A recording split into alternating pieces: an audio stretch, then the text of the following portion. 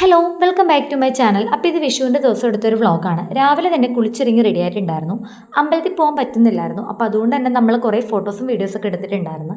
പിന്നെ അതൊക്കെ കഴിഞ്ഞ് വീട്ടിൽ വന്നപ്പോൾ വിഷുവിൻ്റെ സ്പെഷ്യലായിട്ടുള്ള വിഷുക്കഞ്ഞി അമ്മ റെഡിയാക്കിയിട്ടുണ്ടായിരുന്നു. എൻ്റെ ഓർമ്മ വെച്ച കാലം തൊട്ട് എൻ്റെ വീട്ടിൽ വിഷുവിൻ്റെ ദിവസമാണെങ്കിൽ ഈ പുട്ടും വിഷുക്കഞ്ഞിയും പപ്പടവും ഇതായിരിക്കുള്ളൂ മെയിനായിട്ട്. നിങ്ങളുടെ വീട്ടിലേക്ക് ഇങ്ങനെ തന്നെയാണോ? അപ്പോൾ നിങ്ങളുടെ വീട്ടിൽ ഇങ്ങനെയാണെങ്കിൽ കമൻറ്റ് ചെയ്യണം കേട്ടോ. എൻ്റെ വീട്ടിൽ ഇങ്ങനെയാണ്. അപ്പോൾ ഞങ്ങൾ വിഷുക്കഞ്ഞിയും കാര്യങ്ങളും അങ്ങനെ നമ്മൾ വിഷുക്കണിയും കാര്യങ്ങളൊക്കെ കഴിഞ്ഞ് പിന്നെ ഉച്ചയായപ്പോഴത്തേക്ക് നമ്മളത് ആ ചോറിന് വേണ്ടിയിട്ടുള്ള പരിപാടികൾ നോക്കുകയാണ്. അപ്പോൾ ചോറിന് നമ്മളിന്ന് സ്പെഷ്യലായിട്ട് പിലോപ്പിയാണ് വാങ്ങിയത്. ഞങ്ങളുടെ ഇവിടെ വിഷുവൊക്കെ ആവാറാകുമ്പോഴത്തേക്കും നമ്മുടെ കെട്ടൊക്കെ വറ്റിക്കാറുണ്ട്. അപ്പോൾ എപ്പോഴും അച്ഛനാണെന്നുണ്ടെങ്കിൽ രാവിലെ ഞാനിങ്ങനെ മറ്റേ ന്യൂസ് പേപ്പറിൽ ജീവനുള്ള പിലോപ്പി, കരിമീൻ, അതിൽ പൂമീനോ അങ്ങനെ എന്തൊക്കെയോ ഇങ്ങനെ വിരിച്ചിട്ടിരിക്കുന്നതാണ് കാണാറുള്ളത്. അപ്പം നമ്മൾ ആ ഒരു ശീലം മുടക്കണ്ടല്ലോ എന്ന് വിചാരിച്ചിട്ട് ഞാനാണെങ്കിൽ നേരത്തെ തലേന്ന് ദിവസം പറഞ്ഞിട്ടുണ്ടായിരുന്നു പിലോപ്പി ഇങ്ങനെ ബുക്ക് ചെയ്തിട്ടുണ്ടായിരുന്നു. രാവിലെ പോയി ഞാനത് വാങ്ങിയിട്ട് വന്നു. പിന്നെ നമ്മൾ ചിക്കനും ബീഫും ഒന്നും വാങ്ങിക്കാൻ നിന്നില്ല. കാരണം ഓൾറെഡി നമ്മൾ ഡെയിലി ഇപ്പോൾ ചിക്കനും ബീഫും കാര്യങ്ങളൊക്കെ കഴിക്കുന്നുണ്ട്.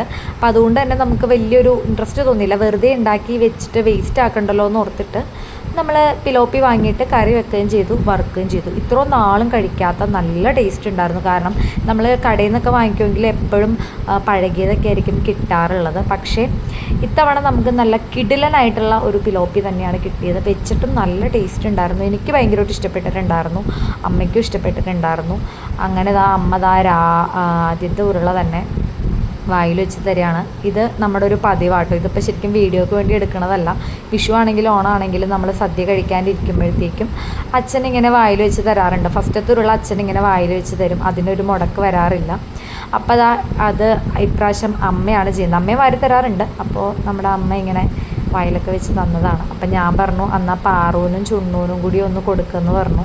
അപ്പം അമ്മ ഇങ്ങനെ ക്യാമറയിൽ കാണിക്കാൻ വേണ്ടി പോവുകയാണ് പാറൂനും ചുണ്ണൂനും ഓരോ ഉരുളയെന്നും പറഞ്ഞിട്ട്. പിന്നെ ഞങ്ങൾ ഓരോ കാര്യങ്ങളൊക്കെ പറഞ്ഞത് കഴിച്ചായിരുന്നു. ഞാനും അമ്മയുടെ വായിലൊക്കെ വെച്ച് കൊടുത്തിട്ടുണ്ടായിരുന്നു. അങ്ങനെ നമ്മൾ ഓരോന്നൊക്കെ പറഞ്ഞ് ഈ ഒരു വിഷു നമ്മളിങ്ങനെ ആഘോഷിച്ചു ചെറുതായിട്ട്. ഇപ്പോൾ